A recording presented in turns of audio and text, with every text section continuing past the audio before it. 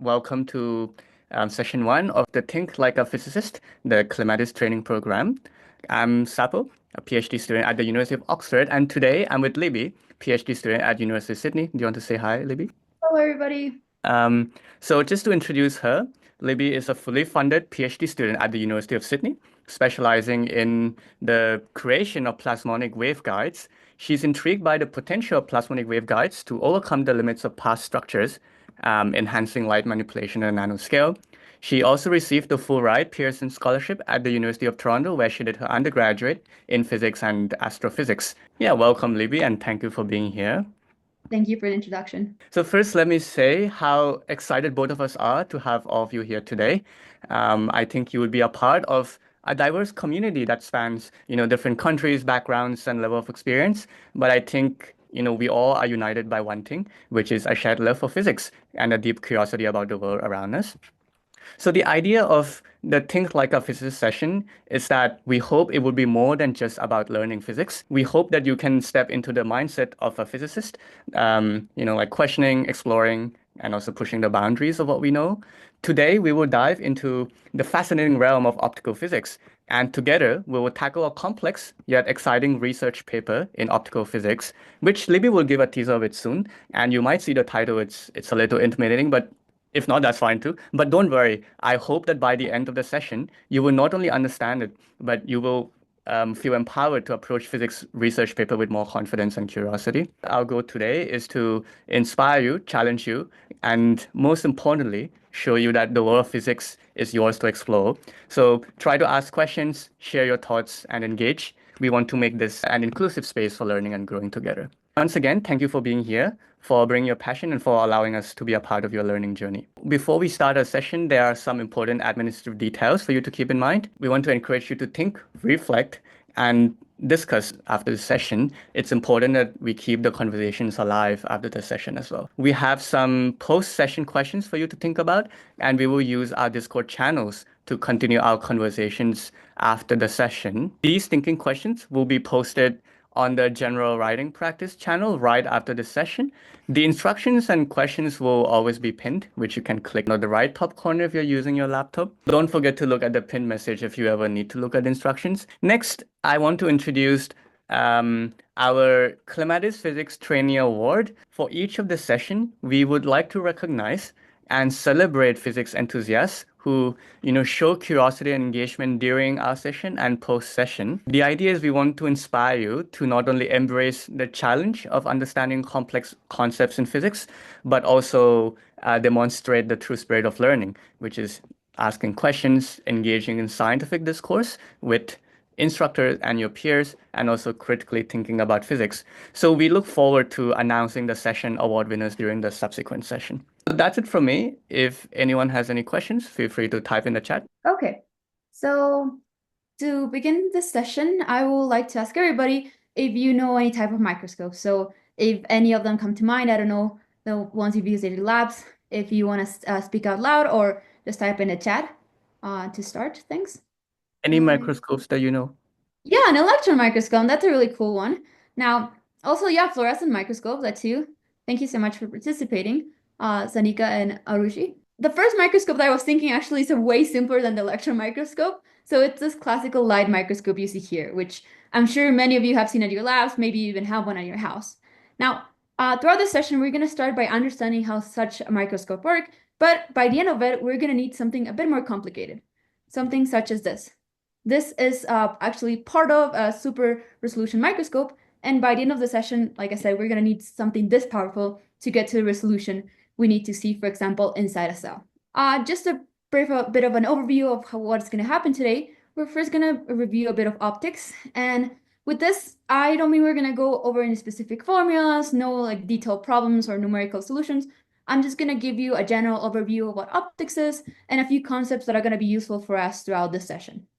Following that, we're going to go into specifics of light microscopy. So first understand the initial microscope I showed you, and then we're going to see how light microscopy is limited at different resolution barriers. So this is going to take us to the journey of finding out how we're able to max resolution. So how we're able to zoom in. For example, how we're able to zoom in all the way to parts of a cell. So here I just have a spectrum to show you, for example, a dandelion seed. You can actually see it with a regular microscope, and you really need a resolution of, let's say, just 1 millimeter, okay?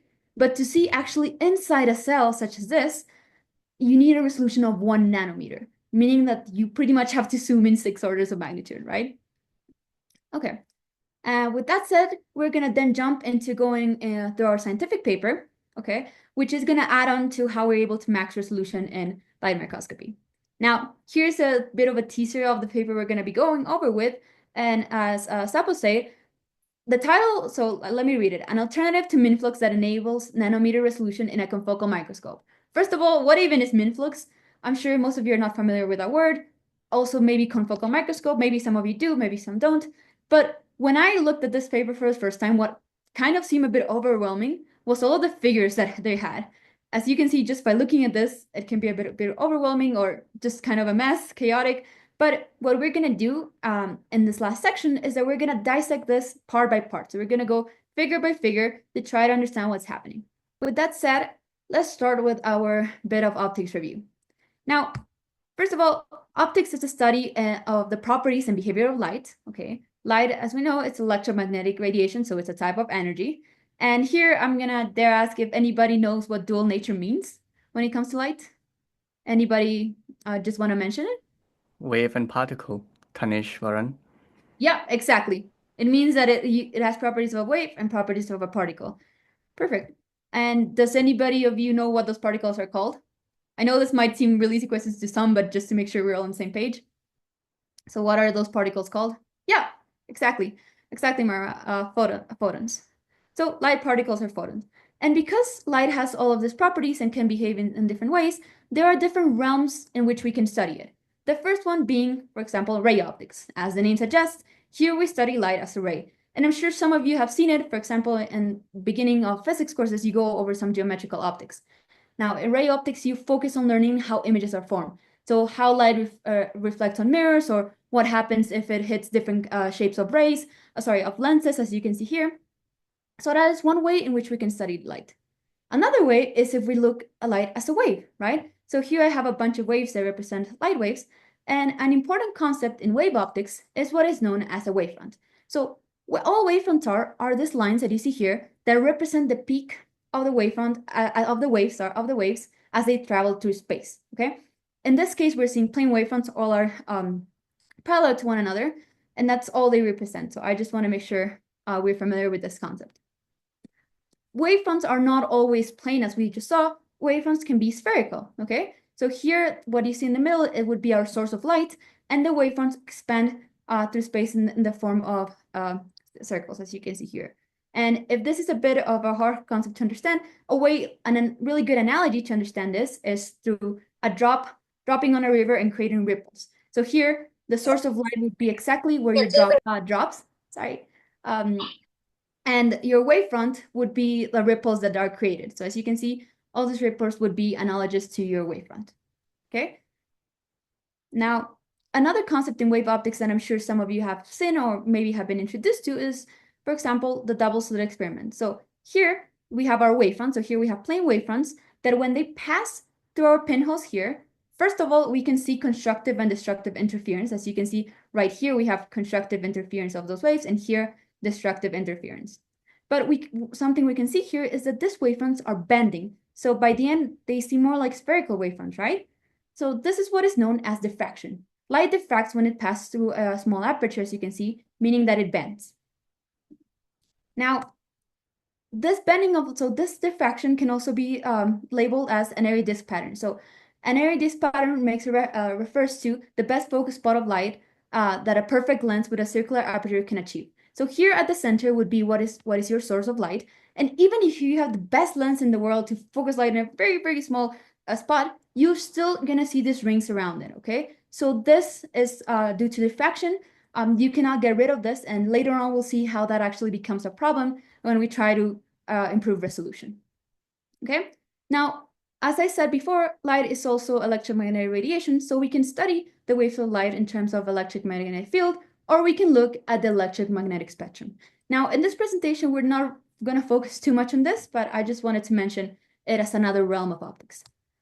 Finally, we can enter what is known as quantum optics. Now, I know that the word quantums might have a bit of harder connotations to it just because of quantum physics, entanglement, superposition, and all those complicated words that might be for some.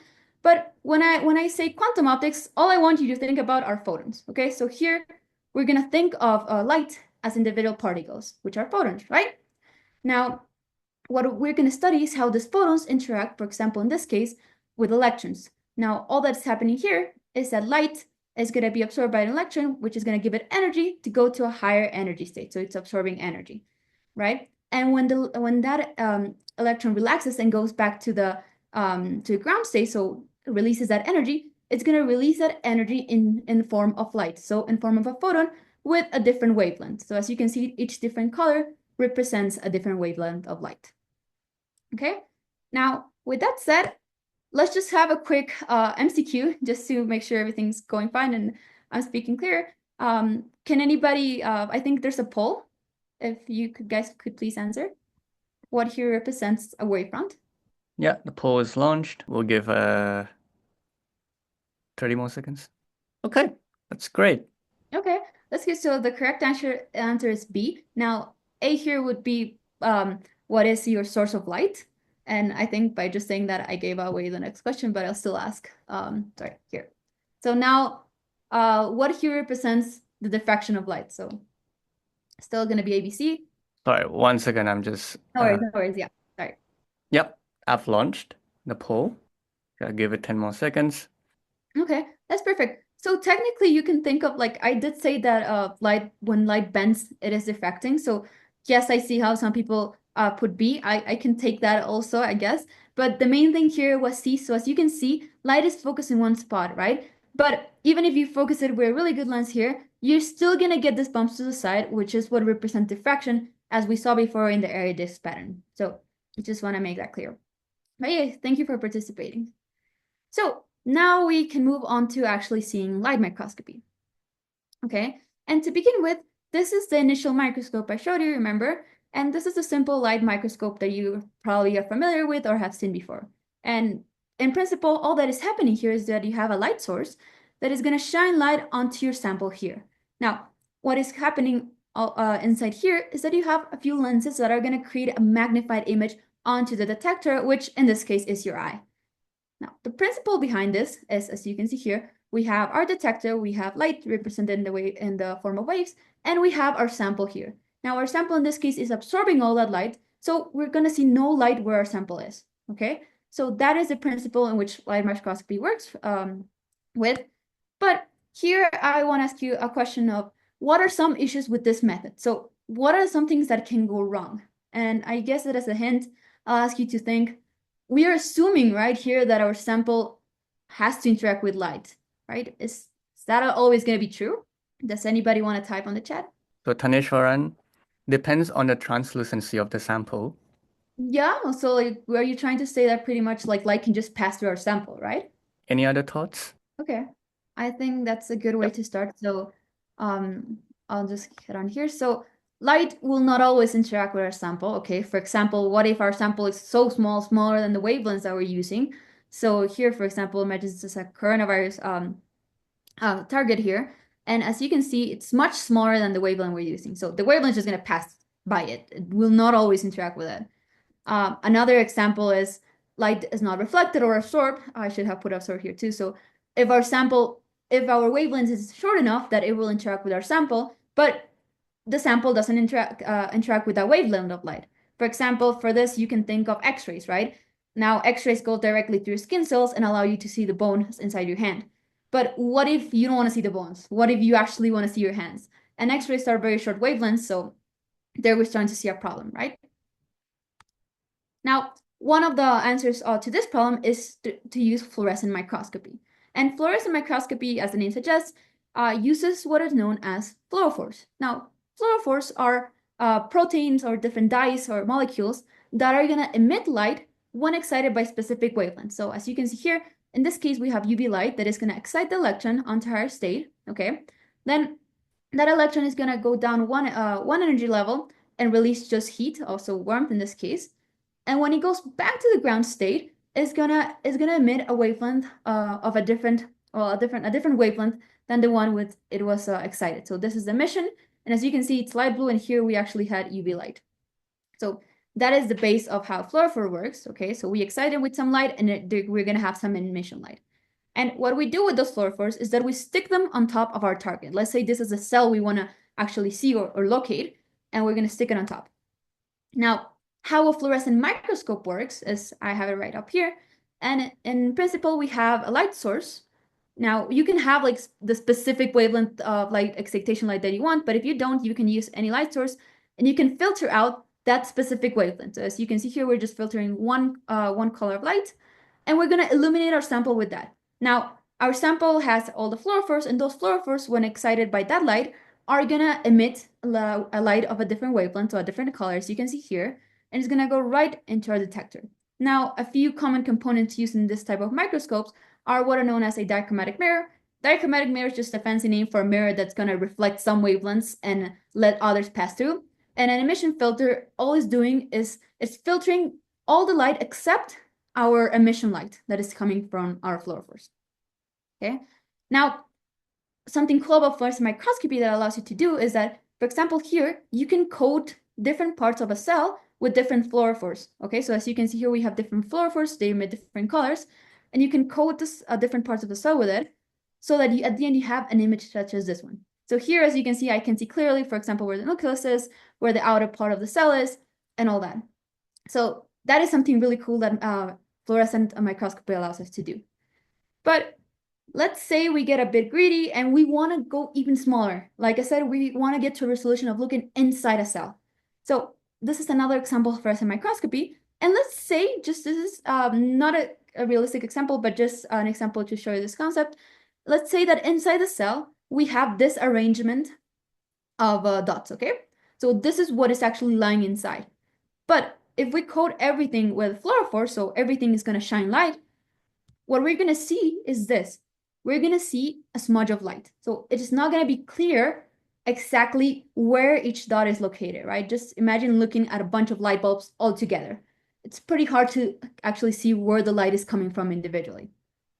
So at this point, I ask you, what can we do, right? It's a bit hard because you have all this fluorophores, you have all this light. You need light to see, but since you have too much light in this case, or the objects are actually too close together, you cannot tell where light is coming from. Okay, and this takes us to our journey on maxing our resolution. At this point, I think we're going to take just a quick break before moving forward. And this is an opportunity if anybody has any specific questions or anything was not clear, if you want to discuss it or just take a glass of water. But yeah, we'll stop here for some time. So Libby, I think you have worked in, optical physics research, right? And particularly the microscope. And, can you tell more a bit about your experience or like what was your role in the research? Yeah, sure. I would be happy to do that. Well, I worked at a lab in Argentina where they focus on super resolution microscopy. And there, my main job was to create the software that runs this type of microscope. So in general, like for example, for fluorescent microscopy, you sometimes need to scan over an area. Okay. So for example, in this image here, right? Sometimes some type of microscope, what they do is they scan. So they go like this with a laser to excite all of the fluorophores, right? So my job was pretty much running the software and writing the code to actually create this motion. As we'll learn later on, to create that motion, you need pretty much two mirrors that are going to move your laser back and forth. But my main job was actually coding how that actually works. So more into the instrumentation and software aspect of microscopy. Samples that naturally fluoresce, example of bacteria or jellyfish. It depends on the type of fluorophores that you're using. Like I said, depends on the wavelength of light with which you excite your sample. Usually in microscopy, you prepare those fluorophores specifically. Like the samples that I'm showing you here, like this samples here, were prepared previously. So a fluorescent microscope, yes, would be able to see like natural fluorophores, like bacteria or jellyfish, if you use the correct wavelength of light. But in general, you don't what is the samples here are not natural, are not like dyed with naturally occurring fluorophores. They're created. So like proteins or chemical compounds. Another thing I think to remember is that we're sticking on the fluorophores on the target. So like natural fluorophores already, like for example, and like you said, bacteria, jellyfish are already within them, right? But in this case, we're sticking the fluorophore onto the cell. So they're not naturally occurring in the cell, if that makes sense. Does that answer the question? Perfect. Nice. Good question. Okay, that's great. I think we can continue with the session. Okay, perfect. Now, sorry. So first of all, let's just to recap. I said that we have reached a limit here where we cannot tell the location of our point here, right? So what can we do? So this takes us to a journey of maxing our resolution. Now, the first thing that we can do is use what is known as a confocal microscope. Now, as you can see here, we have pretty much almost the same setup as we did with our fluorescent microscope. We have an emission filter, a dichromatic mirror, our excitation filter, and so on, with the only difference that we now have confocal pinholes. So we have added pinholes when the laser is shot and when we're focusing light onto our detector. And how does this work? Well, in principle, I'll ask you to picture this. If you're like walking late at night and you see, for example, a lamp far away from you, if you squint your eyes, you're gonna see how, for example, all the light that is out of focus is gonna disappear by a bit. As you can see here, with regular vision compared to using a pinhole, now you can see the source of light with much more precision. So this is pretty much the idea behind a confocal microscope. And as you can see here, by using a confocal microscope instead of standard fluorescent microscope, you can see a lot of improvement already. So all the light that was not on focus on, for example, this part of the cell here, pretty much allows you to see everything much clearer. Okay, so that is one way in which you can improve resolution on fluorescent microscopes. But at one point, diffraction limits image sharpness as the pinhole becomes smaller. So I'm sure you probably have realized that if you keep closing your eyes more and more, at one point, the image is going to stop looking sharper and you're just going to see fuzzy stuff on the lens and it's not going to be focused. Okay, now in this case, it is not that much of a big deal since we have one object here. But now picture this. We have two sources of light, okay? Each with their own max intensity of light. So here we have two sources of light. The closer they come together, the harder it is to tell them apart, right? So in this last image here, if I were to show you this, it would be almost impossible for you to tell me that there's actually two sources of light here, right? That is because they're too close together and because light diffracts. Now, this limit here is what is known as the diffraction limit. So here I have another example. We have two sources of light that when they're a reasonable distance away from each other, you can see them clearly, right? But as they become closer and closer together, it gets to a point that I cannot tell them apart. And this is not a matter of how much light you have or the wavelength. At one point, you will reach this limit with light microscopy. And this is what is known as the diffraction limit. And it is pretty much, and that limit is 200 nanometer when it comes to spatial resolution. So this is a huge problem because we cannot stop light from diffracting. That's a property of light. So at this point, we have reached once again the same problem we had before.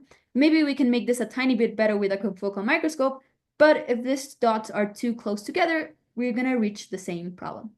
So at this point, I wanna ask you, what do you think we can do? And for that, I'll ask you, how can we get around this diffraction limit? And as a hint, I'll ask you to think of this. Do we need all of the lights at the same time? So here we have, this is just like an analogy, we have a wall of light bulbs, right? All turn on at the same time. If you were looking at it right in front, you would be pretty much blinded by all the light, right? Now, if I want to know the location of each individual light bulb, do you need all of them turned on at the same time? You can take a while, I guess. Yeah, we could, sorry. We could look into specific, yeah, not all at once. Yeah, exactly. Yeah, exactly. Yeah, you all pretty much got the idea behind this. No, right? We can turn one at a time. Now, just as we can turn one light bulb at a time, we can control fluorescence. So we can control when we're turning each fluorophore on. So when each fluorophore is emitting light. So the idea is that we have here our arrangement, right? And we're gonna first turn this one on. Just that the fluorophore on this circle on.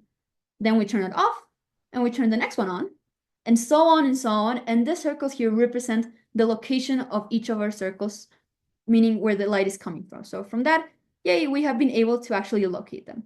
Now, this method of turning on and off fluorophores is used in some types of microscopy, two of the main ones being photoactive localization microscopy, or PALM, and stochastic optical reconstruction microscopy. Now, they differ on the mechanism on how they turn on and off, so what fluorophores they use to actually achieve this, but they use the same concept of turning fluorophores on and off, okay? Now, this is really good, but common storm in this method in general reaches a limit at approximately 10 nanometers. Libby. Yes? So there's someone asked in the chat, how do you separately turn the fluorophore on? So there are a few different methods in which you can actually do that. First of all, you can have like the fluorophores that you're using can be fluorophores that just emit once and then they go dark. So they just emit a few photons, and once you shine light on them, then if you pass light again on them, they will not shine any more light. So they will not emit any more photons. So that's one way of doing it. Another way of doing it is that you can de-excite them. Okay, so in some methods you have one laser source that is going to be a donut, okay, that is going to be used to excite them, and another one that's going to be used to de-excite them, if that makes sense.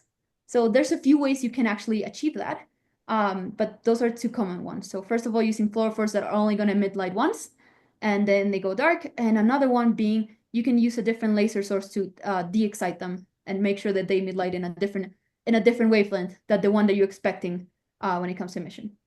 Is that done by focusing the light on just one fluorophore? Tanishwaran's asking. Yes, we start like in general, like what is like this method that I show you does depend on focusing light on a specific like part of like the one fluorophore pretty much, not at the same time.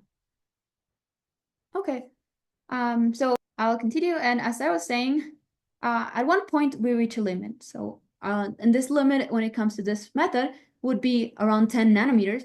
And sadly, this is not the resolution I promised you at the beginning of the presentation, which is 1 nanometer, right? So we are almost there, but not quite yet.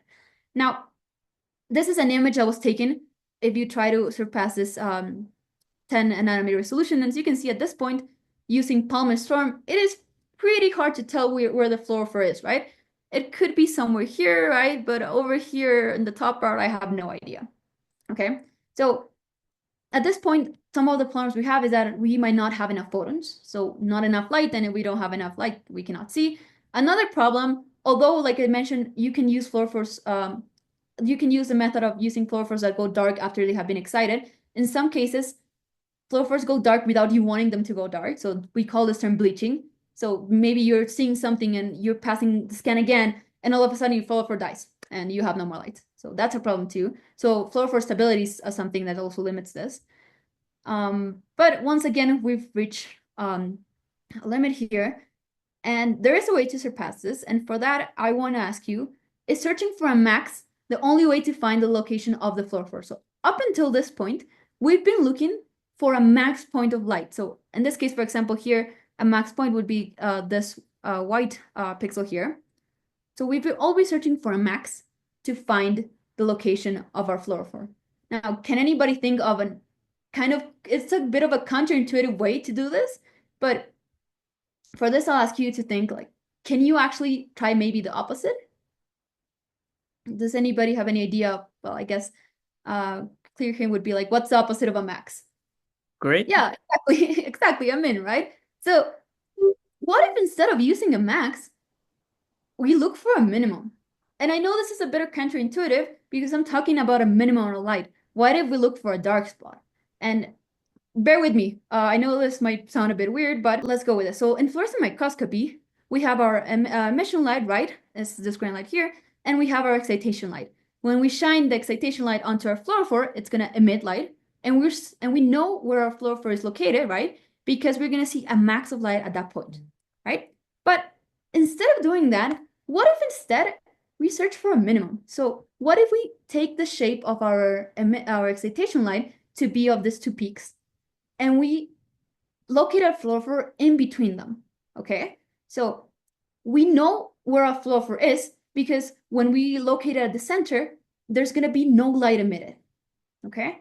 So that's the principle behind this new approach, and we're going to go over a few examples because I know this is a bit of counterintuitive.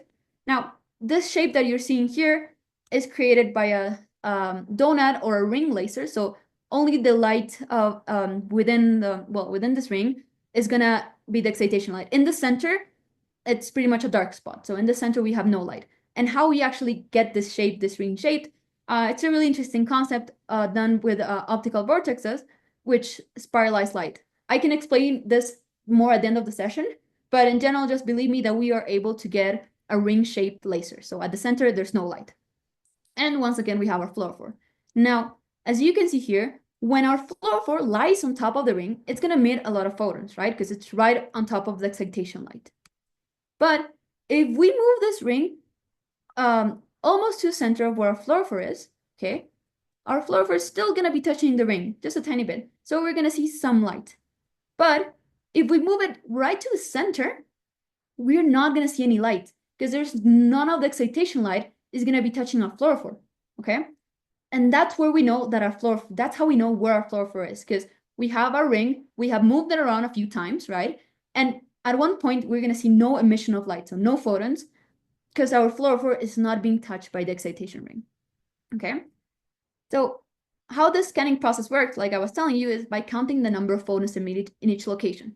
So let's start in this location, just as I showed last time. Here, at the center of our, the ring, as you can see here, is touching our fluorophore, right? So at this position, at this center of our donut, we're going to get a count of more than 200 photons. So we know that we're far away from the center of our fluorophore because we're touching it with the ring, okay? Then we're going to move it up here. And we're going to be like, okay, now we're getting less photons, right? So I'm far away. I'm not exactly on top of it. Like our fluorophore is not exactly on top of our ring. It's outside or it's inside, right? So we're closer to a center maybe, but we don't know yet. We're going to move it again. Okay. And as you can see here, now we're going to get a similar emission of light as we had before. Now, finally, we're going to move it to this position here where our fluorophore is. And as you can see, we get 0 count of photons. So we know that we've reached the center if we have a 0 count of photons. Now, just to make things clear, this is an example of how we can move our donut around our fluorophore. Okay. In general, we do many more points. So maybe here, there, in order to know that we're exactly on the center. So this is just an simplified example of how you actually move the donut laser around your fluorophore. Oh wait, I think if the fluorophore is not emitting emission, how do we know it is there? What is it that spot? The fluorophore will be emitting light. Now it is a problem if the fluorophore like bleaches or like goes dark, then yeah, that's our problem. But the fluorophore, so here, will not be emitting light if we place it at the center of this ring. Now at the center of this ring, there's no light. So you can think of it like as a donut-shaped laser, right? Where at the center, there's no light. So if it's right there at the center, none of the excitation light is touching the fluorophore, so we're getting no light, right? Recall that fluorophores emit light when they're excited with a specific wavelength. If we see no light, we know for sure that fluorophore is there. Oh, yes. And as I said previously, this is an oversimplified example. We'll be moving the ring around. Highlight specific fluorophores. Okay. In general, what is the way you can think about it is that this is, like I said, a simplified example, right? Like in general, we're going to be moving around many more locations, okay? So you can decide. Usually this triangle shape is what is used, but you do move it around more points in order to make sure you're in the fluorophore. Because for example, here, right? If I don't have more locations, maybe I think the fluorophore is down here, right? Because I'm getting away, I'm getting less count, right? But in reality, we do touch more points in order to make sure that we are actually centering on the fluorophore. Moving on here, something that I want to make clear is that what you initially see, so this is data from an actual scanning microscope, microscope, is this little donuts, okay? So this is the raw data that you're going to get, where the fluorophore is located at the dark spot, okay? So when you do the scanning, this is what you actually see. And the fluorophores are located at the center of these donuts, okay? So you can see there's bunch of different fluorophores, and then we have the little donuts. Now, once we have acquired this initial data, you use this initial data and process it in order to get an image of the location of the fluorophores, okay? So this is the reconstructed position of the fluorophores. So here is a fluorophore, but in this picture, the fluorophore is a dark spot, okay? Just want to make that clear because we're mainly going to see this. You usually do not see the raw data that comes on from this technique. You see the reconstructed fluorophore positions. Okay, Now, this technique that I've been telling you about, it is what is known as minimal photon flux or MINFLUX, and this does allow us to reach a resolution, spatial resolution of 1 to 2 nanometers. So that is pretty good, right? It also needs much less photons because remember, we now are not looking for a max point of intensity, right? We're just looking for some photons that tell us where our center is. So this is a major thing. So this is really good. And also, it allows us to do localization faster. Once again, we're no longer looking for a max point of light. So you can think of it this way. Before we had to stay in a position for long enough so that we can get a max. Now we can just go like zigzag, zigzag, and see how many photons we get. And from that, we can improve the localization time. I can explain about this more at the end of the presentation, if anybody's curious. So at this point, this is, remember the previous image that we had, and this is what you see with storm and pollen. But now with MINFLUX, as you can see, we have a better resolution, first of all, and we can actually see where the individual fluorophores are, right? Before we just saw a smudge of colors, but now resolution is good enough for us to know where they are. Yeah? Oh, sorry, I was going to ask, that was the reconstructed image as well? Yes. Yes, exactly. That is a reconstructed image. So technically, the actual scan, there should have been like a very dark center, so that's where the fluorophore is. And when it's reconstructed, it's reverse, right? Yeah, with MINFLUX, you have like that extra step since you're actually looking for minimums. In this other methods, you don't have to do that step, right? Now, here, before moving on, I just want to remind people of one little thing is that we're not imaging directly, right? We are seeing fluorophores. So all you see here are the light of fluorophores, okay? And in general, let's take this for example. Now, if I want to see the outline here, I have to stick fluorophores all over it, like just as I have done here, okay? At the end of the day, what we're seeing is the light emitted for the fluorophores. We're not illuminating that part of the cell or the cell in general and taking an image of it, okay? We are getting the data of the location of those fluorophores, and since we know where we stuck those fluorophores on our cell or this in this example here, we know how we can reconstruct this later, okay? So remember, we're sticking fluorophores and we know the location of the fluorophores, so that's data that still needs to be processed. That's just as a reminder. And well, at this point, I think we can say yay, because we have reached the resolution of approximately 1 nanometer using MINFLUX, which is really, really good. And wait, I think there's a question.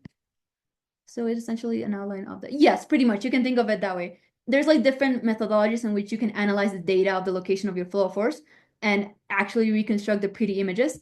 For example, here, right? So here we have, here's a very, very good example. So here, this is what you see with a confocal microscope. Okay, so as you can see, very blurry. And this is what you see with MINFLUX. Now, something that I have not mentioned yet is that we have been doing only 2D MINFLUX. Okay, so as you can see here, all of this is where you stuck your fluorophores, right? Later on, you can use this data to actually create an image of what you were trying to sell. I think this is part of a neuron, this image here. But we can also do MINFLUX in 3D, which is something really cool. Now, in order to actually label things here, as you can see, we have this color bar. And in this color bar, they're telling us the depth in the z-axis using, well, colors, right? So as you can see here, red would be if it's really high up, and like blue would be closer to a 0 set position. So this here, MINFLUX allows us to create actually a 3D image of something. And here they're labeling using this color scale. Okay. Now, the technical way and how you do this is a bit more complicated. I'm more than happy to discuss this at the end, but for now, we're going to stick with 2D MINFLUX. Okay, so sadly, everything good has its drawbacks, and MINFLUX is really good resolution, but it requires a higher technical complexity than other forms of microscopy, okay? And with this, I mean that you pretty much have to be an expert or close to an expert or have spent a lot of time doing the setup in order to use it, okay? And in science, if you make something that cannot be replicated or cannot be used by other people, like in this case, for example, this would be of real interest, for example, to a chemist or a biologist, right? That is studying cells, right? And if they cannot use it independently and they need an expert in optics and this kind of thing, it is not very useful, okay? So that takes us straight to our paper. So the scientific paper we will be covering, which titles an alternative to MINFLUX that enables nanometer resolution in a confocal microscope. Now, I hope that at this point we're familiar now with what MINFLUX is, right? What a confocal microscope is. So reading this, I'm pretty sure that you guys are able to see and be like, okay, so this is just telling us that this is another method in which we can do MINFLUX, right? But in this case, using something that is much more simpler, such as a confocal microscope. Okay, and here I have just highlighted a few parts of the abstract. Now, the first part that I have highlighted is just to tell you, just to show you how in general, abstracts at the beginning, you have like a quick summary of things, like you have a few examples, it's pretty much an introduction, right? So a summarized introduction. And then is where you actually get to the juicy part, which here is what they're presenting us with, which is Rasmin, okay? Now, what it is telling us is that it's another way to perform MINFLUX using what is known as a rastering scanning, light pattern comprised of a minimum intensity. So minimum intensity part is the same as MINFLUX. So the new part here is the rastering scanning technique, okay? And here, I'm not going to read it, but I just want to show you how like abstracts are in general structure. So you have your introduction, what they're like the new thing they're presenting, and what they're doing. So this is pretty much the experimental data that they're going to show us. So we're going to divide this paper. So we're going to look at this paper in two parts. First part, the simulation work they're presenting here. And first of all, why do we even need simulation work? Well, simulation work is useful when it comes to saving time. So first of all, you want to predict and model a complex system. Maybe if you try to do it directly experimentally and you see you were wrong, but you had to align all the optics and do all the things, and it pretty much takes much more time to do things experimentally. Simulations can be much faster sometimes, so you save time. It allows you to do some preliminary tests, so have an idea of what you should be expecting and optimize your experiment. So maybe through your simulation, you're like, oh, this would be something cool to test, right? And you add that or make things better. Okay, so with that said, let's start with, first of all, what is this rastering technique? Now, Rasmin, the word means single molecule localization by raster scanning a minimum of light. So then, like as I said, the new part is the raster scanning, okay? And we're gonna first look at the figure 1A of this paper and see what they're telling us, okay? Okay, just a few terminology. R is in number of pixels, IR is intensity of pixels. So here we're measuring intensity by how many photons you have. I've been speaking about photons for a long time, but I just wanted to make that clear. And L is our scanning length, okay? Each square that you see here is actually a pixel, okay?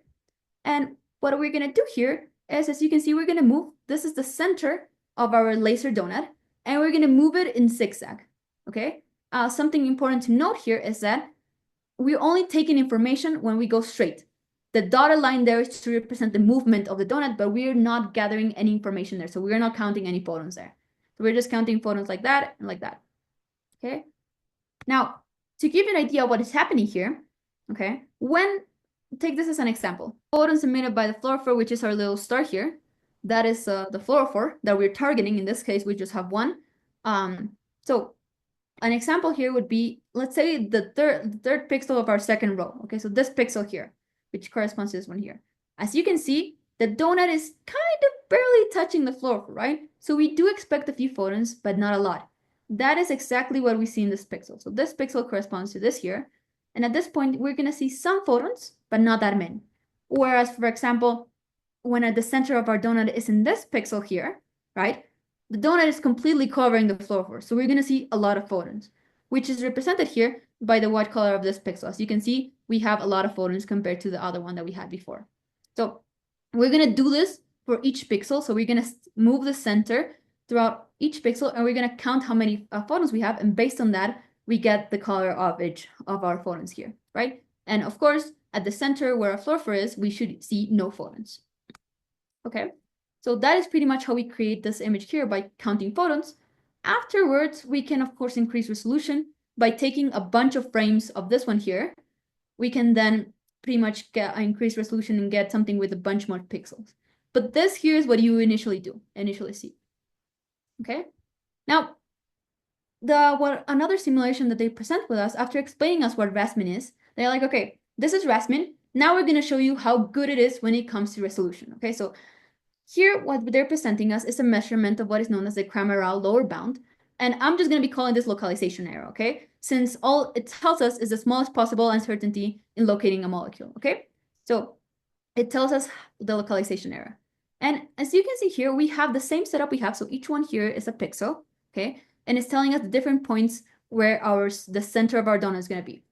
And as you can see here, by the scale that we have, So 1 being a really high resolution, really low error, and 5 being a low resolution, meaning a high error, that RAS-min is pretty much covered entirely between a low error and a semi-low error, right? But it doesn't go into a very high error or low resolution, sorry, compared to MINFLUX, okay? Remember in MINFLUX, I told you we have our fluorophore at the center, right? And then we do kind of that technique where we move it around in a triangle, right? As you can see, in MINFLUX, you have much worse resolution because most of it is color orange. So most of it is closer to a lower resolution than a higher resolution, okay? So what they're telling us here is that, okay, RAS-min is not only a simpler method to apply than MINFLUX, because you just have to do zigzags all over your scanning region, but it also gives you better resolution.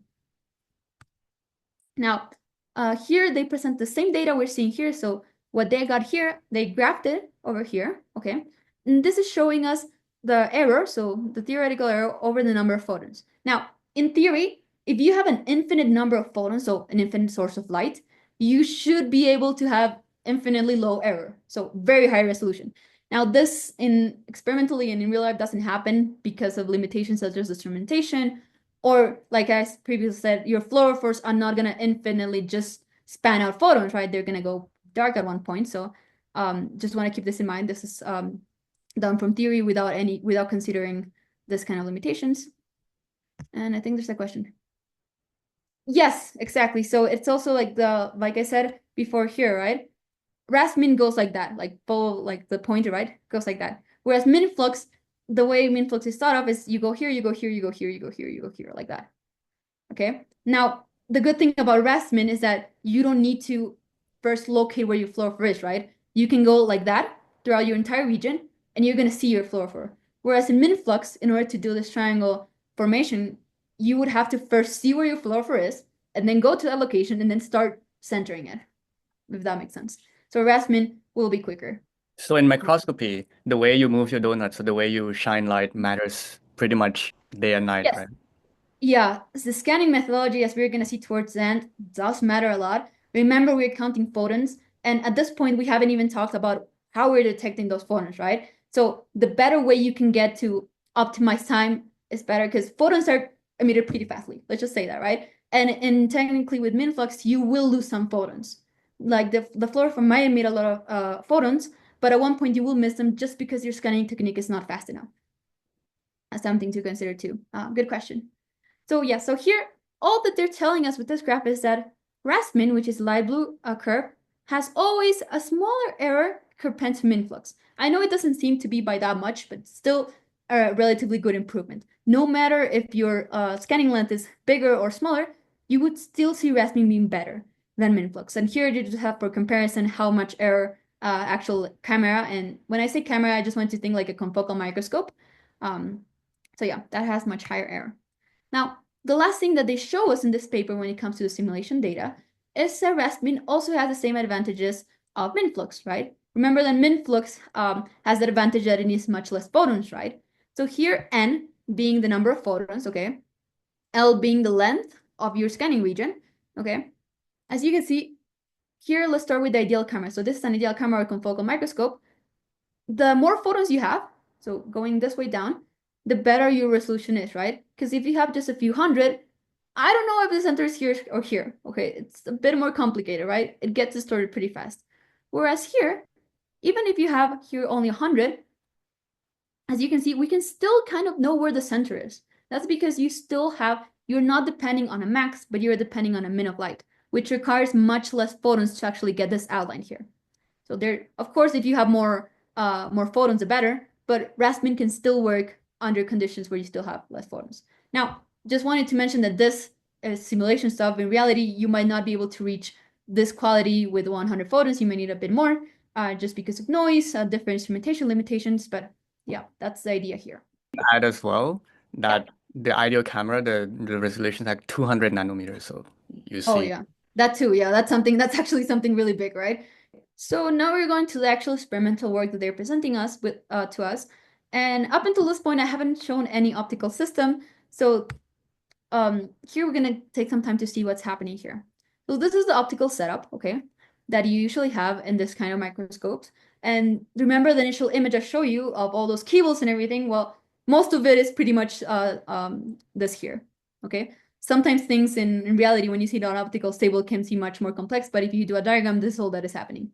Okay, so first of all, how do we do the scanning methodology? So how do we do Rassmann? First of all, you need a vortex faceplate.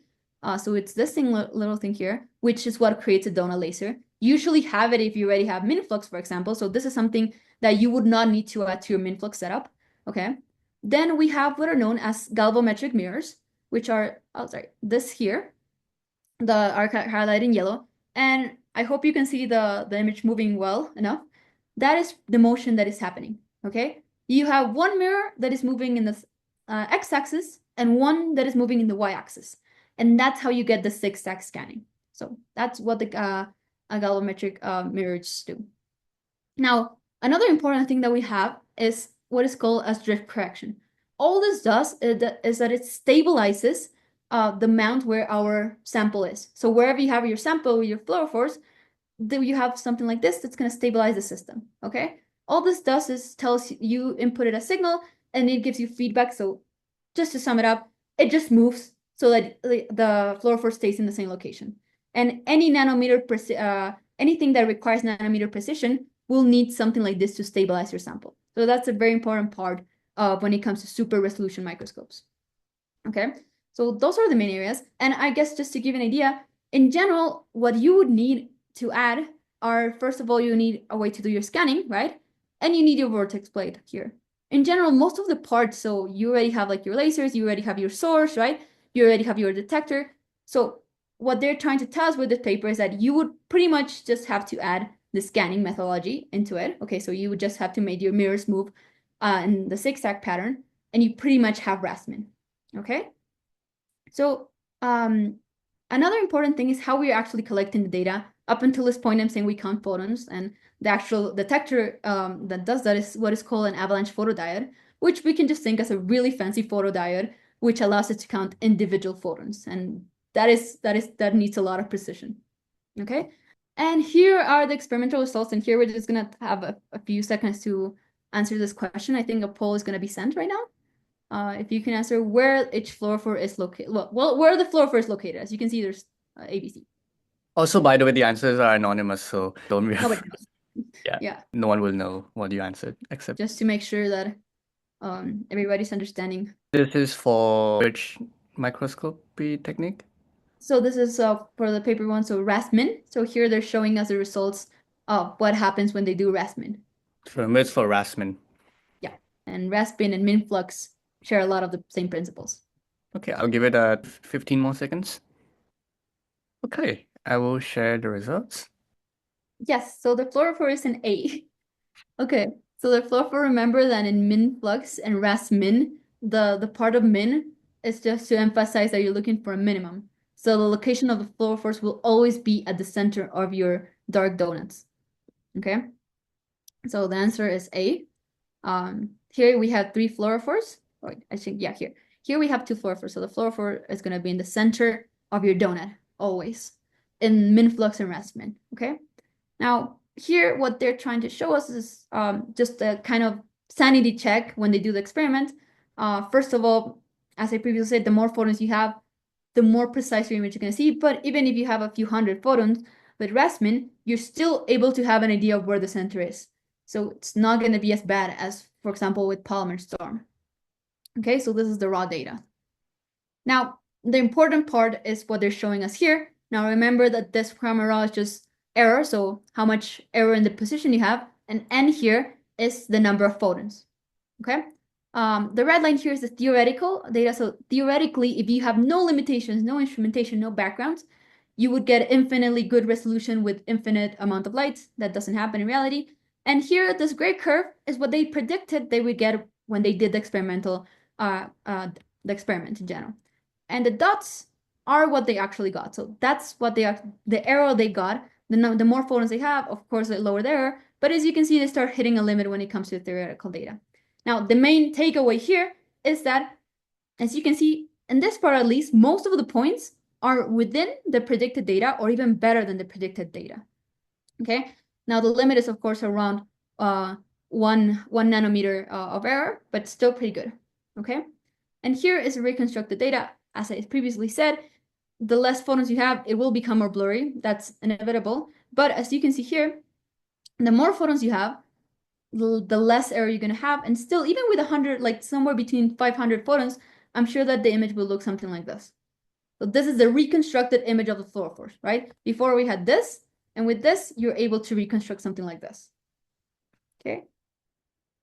And here, before just as a last example, the paper gives us this example with something that's with what is known as DNA origami, which you can just think of strands of DNA folded, and you stick a fluorophore on part of it. So here's a fluorophore in DNA to create a pattern. Now, DNA origami is a much more useful sample. What we're seeing here are just random fluorophores that can be used to test, but this is something that is useful to actually get an image of or get an idea of where the fluorophores are located. Okay. And this is the image that they were able to reconstruct. So the bright spot there are fluorophores. And as you can see, they achieve an error of about 2 nanometers, which is not exactly one, but with considering all the experimental constraints that come, it is still pretty good. Okay. And also just take account on how little this is. And wait, I think there's a question before.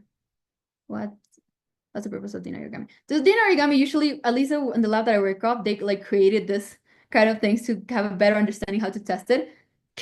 Like we did not test it in general for any like more like deeper on like analysis purpose, but in general, it's mainly because the pattern, you know the pattern.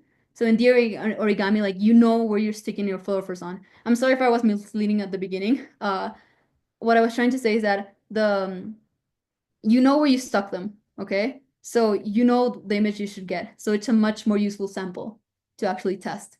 So this here, what they usually do in this case is that you have like a target and they stick a bunch of fluorophores around it. So you're sure to see something just to make sure that your scanning is working. And with DNA origami, you only have one fluorophore per strand in this case, right? And you pretty much create this kind of pattern. So it's a much more useful set to scan. Not, yes, yeah, okay. And here, just to make sure we're on the same page, can anybody point out or just write in the chat which of this scanning techniques? So all of this are different scanning techniques that you have. Oh, actually, it's a poll, never mind. Which one of this is Rathmin? And I guess as a hint for you not to get confused, I would suggest looking at the laser that they're using. So they're not the same, right? Look at the light and also those dots. What's the dot? Dot is the center of the donut of where it would go, right? Yes. So that's like the location that you're moving your donut. For anybody not familiar, Gauss is like they refer to a Gaussian laser. So a laser with no hole. Okay, I'll give it some more time. Cool. So great job. Yay! So yes, E is the correct answer. I'm glad to see 50% got it right. D is another answer that can be confusing, but as you can see, the laser is not a donut. So this would be the same rastering technique. So this technique is, funny enough, is not called RASmin, it's called RASMAX, because you use a maximum, okay? This B and C are different techniques where, for example, here you use a donut laser, still the same thing, but instead of going zigzag like that, you go in an orbital kind of motion. So you go in circles. So that's all. And F, I think nobody picked it, which is good. It's what's it called? MINFLUX, sorry. So this is the technique of MINFLUX. So with that said, now I want to take everybody a moment to look at this and I don't know, give yourself a pat on the back because we have pretty much gone over the main points of this paper. Of course, this paper has a lot when it comes to how you prepare the sample, right? The specifics of, for example, how much time you spend per pixel or like how they determine to use 100 nanometer length, right? Or 50 nanometer, right? There's a bunch of details explained in this paper, which if you're interested, I'm more than encourage you to go and read them. But it's still not the main idea that the paper is trying to say. The main thing they're trying to transmit is that they're saying there's an alternative way of doing MINFLUX, which is RASMIN, right? That can be applied in microscopes much simpler, such as a confocal microscope, that even give you better resolution and require a simpler optical setup, right? So hopefully with this, we've been able to dissect the paper piece by piece such that you're able to understand it. Okay? And I think Sham will take it on from here at this point before we end. Thank you so much, Libby. That is very cool. I find it amazing that you actually could talk about every figure in the paper in the session. And for the audience as well, you have gone through this entire process. And I think if you now go read the paper, you should, feel more confident and actually more proud that you can understand a very difficult physics paper, something like this.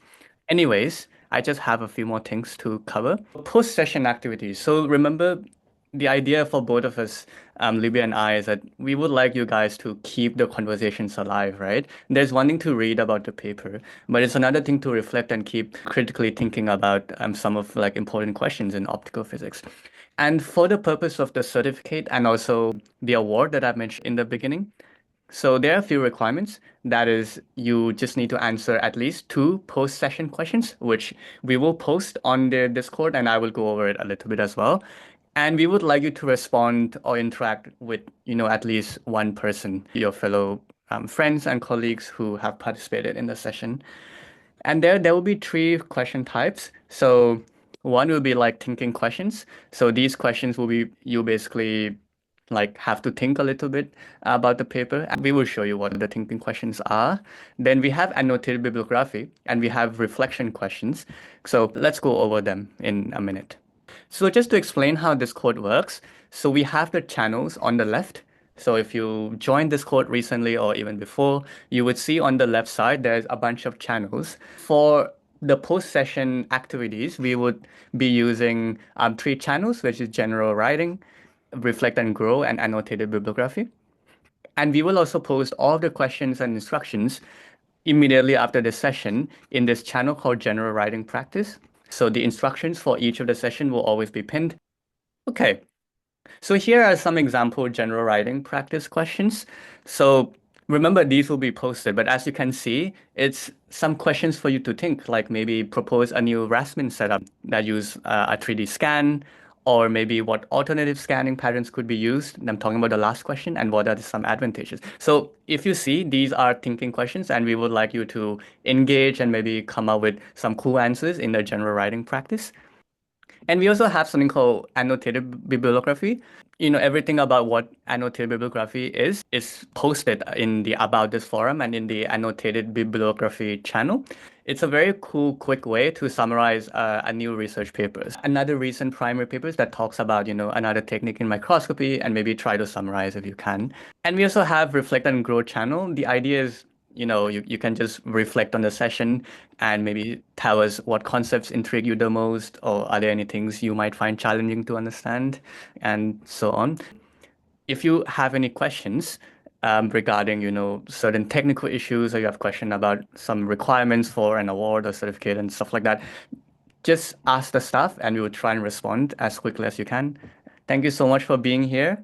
And I'm so glad that, discover some cool research papers in optical physics. If you have any questions, so we actually have 10 minutes left. Libya and I are more than happy to stick around. Tanishwaran asks, could you elaborate more on the vortex laser and how that works? Yeah, sure. Slide for that next slide. So that's here. Oh, perfect. Wow. So in general, how it works, so when you have a laser source, and here it's something I just want to highlight is the fact that color here is not wavelength, color here is space, okay? And in general here, as you can see, when we have something that's a flat, here we have a flat phase front, okay? When you have this idea of having like a ring laser, okay, what you're pretty much doing is you're spiralizing light like a corkscrew. So you're making it such that parts of the wave of light travel faster than the other one. So that's how you can think on phase. Okay, and it pretty much you're having some parts traveling faster than the other ones, such that you create that kind of spiralized motion of light, if that makes sense. So a good way of like thinking of it, every time you want to like understand like concepts like this, a good thing of thinking is water. Like all those vortex forming water when water is traveling down the drain. That is similar what is happening to light, pretty much. Of course, you can get into the math details in that. If you are curious on that, I'm more than happy to go during office hours. So, well, first of all, you can create really interesting shapes when like manipulating the face in this case. Now, if you were to use a flat front, we would not be able to actually use the donut that we're using. Now, by spiralizing light, we're actually able to create a donut laser. So that's one advantage to it. You can also, I guess this is a bit of a hint. By changing the way light is like light in this case, you can also approach a way of doing 3D MINFLUX. So maybe like that's one of the questions. I'm not gonna elaborate too much on that. I'm gonna wait for the office hours. But yeah. As a student passionate about software development and technology, I would like to ask you what types of software you have programmed and what the applications are. Sure. So first of all, a lot of it is coded in Python. Okay, so different like packages in Python, like PyQt, like in software in general, like I can write a few. Other softwares that are used, for example, we use Cmax. I'll write it down. Cmax is for optics. So in order to simulate how light travels, that's for mainly geometrical optics. You also have what is known as, what's it called? Ah, I forgot its name. There's one other one that, yeah, PyQt. So CMAX is a software specifically to design geometrical setups. Okay. RSoft, that's what it's called. Okay, RSoft is specifically to design how light propagates to, for example, waveguides and other optical fibers, I think. It's mainly for waveguides. But it's pretty much to simulate how light propagates, and there you actually see the properties of light when it comes to magnetic fields and electric fields and all that. So sadly, these two things that I had to program are, well, are private, so are like you have to pay a license for RSoft and CMAX. I think CMAX you can get to it as a student. Another cool thing, a part of, well, I'm sure you probably have heard of MATLAB. Most of the coding that goes into RSoft is done through MATLAB. CMAX, you directly pretty much draw everything. And Python, well, it's a lot of Python programming. There's a lot of packages that you use in general, but nothing out of the world there. And, oh, sorry, yeah. I have used mainly Python when it comes to software development. So when you, for example, at one point I said that we had to create a scanning technique, right? So you actually have to program how the mirrors are moving, okay? So you pretty much have to tell them move one and then this one moves one, for example. In the x-axis, it would be if you have x and y, the y would move one and then your x would go like this, and the y move once, and then your x keeps moving like that in order to actually get that zigzag pattern. So that's what I mainly use Python for. So what's the soft board? What's that? RSoft is RSoft? specifically, yeah, RSoft is specifically if you want to simulate how light travels through waveguides, for example, or different mediums. Okay, there you actually get like you get a plot of how the magnetic and electric field behave. So that's when you actually want to look for into electromagnetic optics. Cool. Uh, Glad to know that was helpful. Um, our challenges with differentiating between symmetric and asymmetric patterns in fluorescent localization.